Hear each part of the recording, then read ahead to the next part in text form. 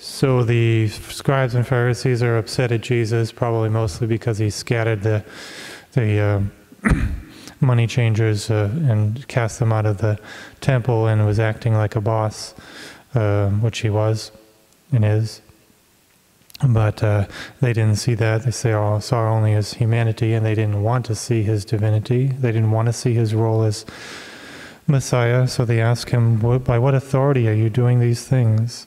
And he says, well, you answer, basically his authority is the same as St. John the Baptist. So he asked them, what authority do you think St. John the Baptist had, from heaven or from earth?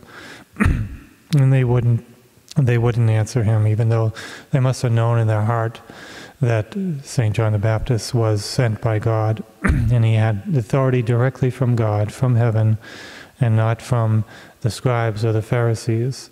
And same with Jesus. He didn't have his authority from the scribes or the Pharisees.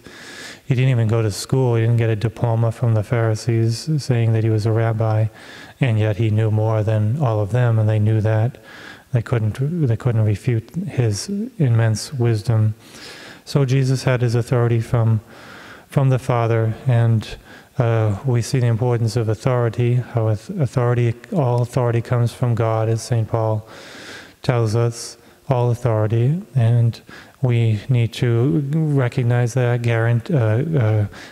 respect it, realize that really the ticket to heaven is respecting authority, obeying authority, regarding it, accepting it, and living in obedience. We're here to obey God. We're here to obey Him in His commandments and His laws, but also in His representatives. And our ticket to heaven is that obedience, renouncing our will. So we can sort of sum up our Christian life in obedience, obeying God day to day, from minute to minute, always doing His will, fulfilling our duties, doing what is pleasing to Him. We are servants in that sense, and that will be our ticket to heaven. Because ticket to hell, of course, is disobedience, doing our own will,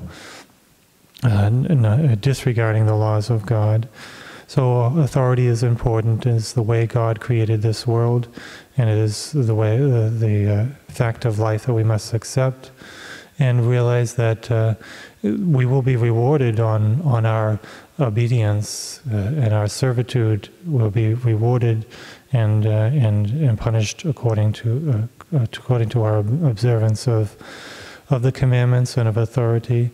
And to realize too that even if we are subjects, if we are servants, if we have to follow the will of another human being, and we find that humiliating, if we accept that, and we accept it for the love of God, we realize that we will have a great reward, and realize that the first many times will be last, and the last will be first. If we are servants, we accept that, we will find ourselves in the opposite role in the kingdom of heaven for all eternity. So that is a comfort and an encouragement and a strength and a help to us in facing this fact of life, that authority is a command of God, and that it pleases God when we humble ourselves and we obey for the love of God.